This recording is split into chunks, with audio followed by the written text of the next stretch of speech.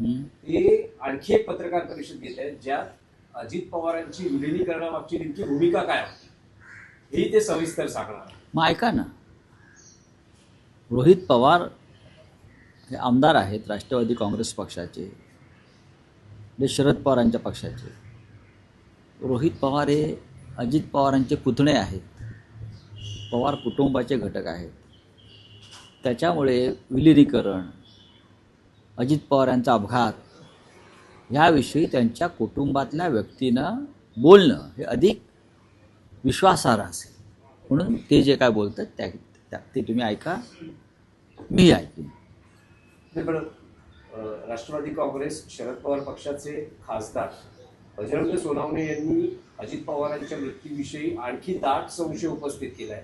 त्यांचं असं म्हणणं आहे की त्यांचा संशय असा आहे की अजितदादांच्या विमानात काही कोणी बॉम्ब ठेवला होता का, कारण जेव्हा ते विमान आकाशात होतं आणि लँडिंगच्या वेळेस स्फोट झाला आणि क्रॅश झाल्यानंतरही स्फोट होता. मला शंका येते.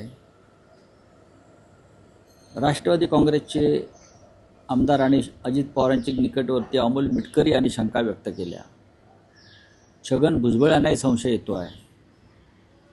आता रोहित पवार जे त्यांच्या कुटुंबातले एक सदस्य आहेत प्रमुख, त्यांना संशय येतो आहे.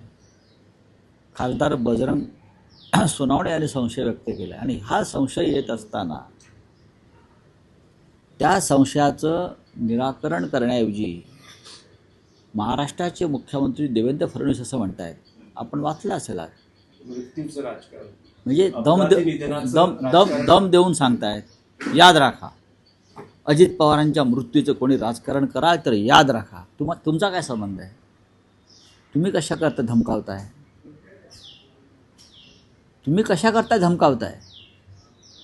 त्यांच्या कुटुंबाला, त्यांच्या मित्रपरिवाराला, त्यांच्या सहकाऱ्यांना त्यांच्या मनात काही शंका असतील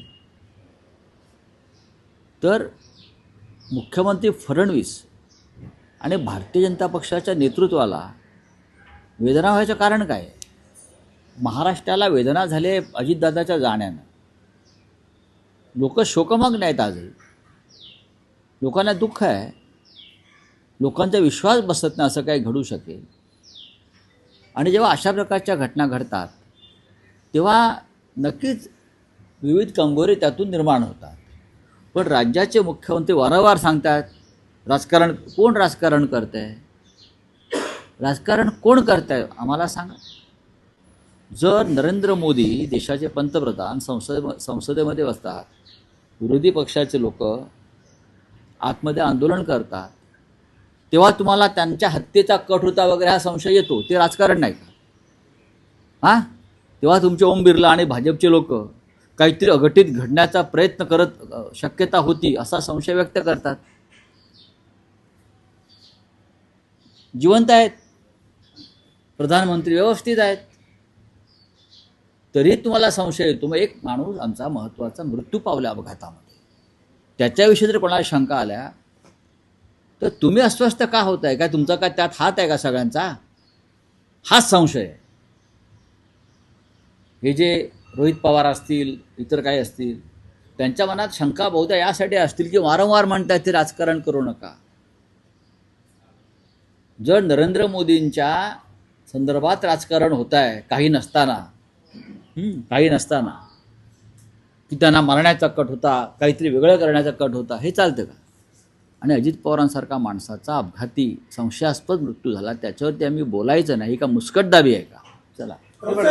काही वेळापूर्वीच रोहित पवार यांनी पत्रकारांशी संवाद साधताना एक महत्वाचं त्यांची इच्छा व्यक्त केली. ते म्हणाले की सुनेत्रा काकींमध्ये मला अजितदादा दिसतात. अजितदादांकडे उपमुख्यमंत्री पद होतं, सर्व खाती होती आणि राष्ट्रीय अध्यक्षपद, हे या सर्व गोष्टी ज्या आहेत त्या सुनेत्रा काकींना मिळाल्या पाहिजेत. सर्व खात्यांमध्ये अर्थ खातं अद्यापही मिळालेलं नाही.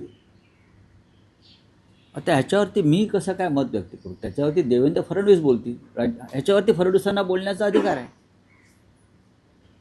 आता रोहित पवार हे वेगळ्या पक्षाचे आमदार आहेत, स्वतंत्रपणे ते शरद पवार पक्षाचे आहेत.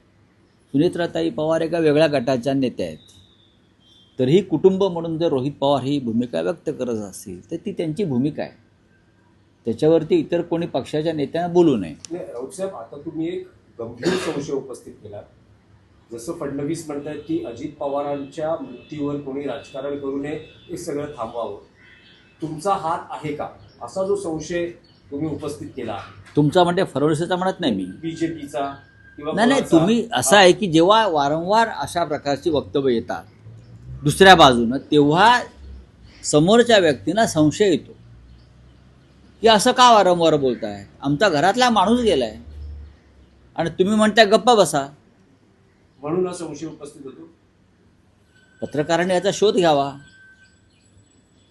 तुम्ही शोधक पत्रकारिता जर केलीत, रोहित पवार काय सांगतायत याच्याकडे माझंही लक्ष आहे, कारण ते अधिक ऑथेंटिक असेल. आता बजरंग बाप्पा सोनावणे खासदार, छगनराव भुजबळ, अमोल मिटकरी हे विधान परिषद म्हणजे विधिमंडळाचे सदस्य आहे, ते जबाबदारीनंच बोलत असणार ना. आता आपल्याच आमदारांवरती फडणवीस डाफरतायत, गप्पा बसा सांगतायत, हे काही योग्य नाही असं माझं म्हणणं आहे. राऊत याच साहेब, गेल्या प्रकरणातल्या चौकशीमध्ये सीआयडी कडनं अजितदादांच्या खासगी व्यावसायिकांची चौकशी देखील झाली. आता चौकशीच्या संदर्भात जे काय चाललंय त्याच्यावरती मी नाही मत व्यक्त करणार.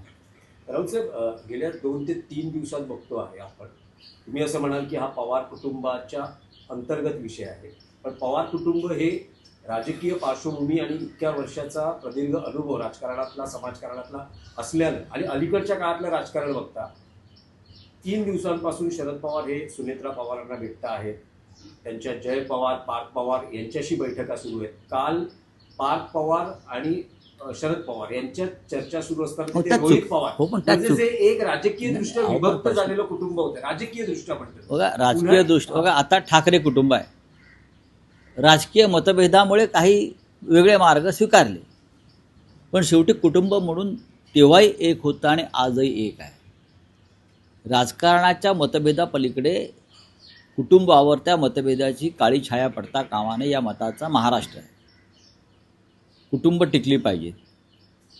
आणि पवार कुटुंब आणि ठाकरे कुटुंब ही महाराष्ट्रातली 2 प्रमुख कुटुंब आहेत. ती फक्त राजकीय कुटुंब नाहीत. त्याने महाराष्ट्राला दिशा देण्याचं काम केलेलं आहे, महाराष्ट्राला मार्गदर्शन करण्याचं काम केलेलं आहे. सन्माननीय शरद पवार हे त्या कुटुंबातले अत्यंत ज्येष्ठ असे भीष्म पितामह ज्याला म्हणतात, असे ते पुरुष सिंह आहेत.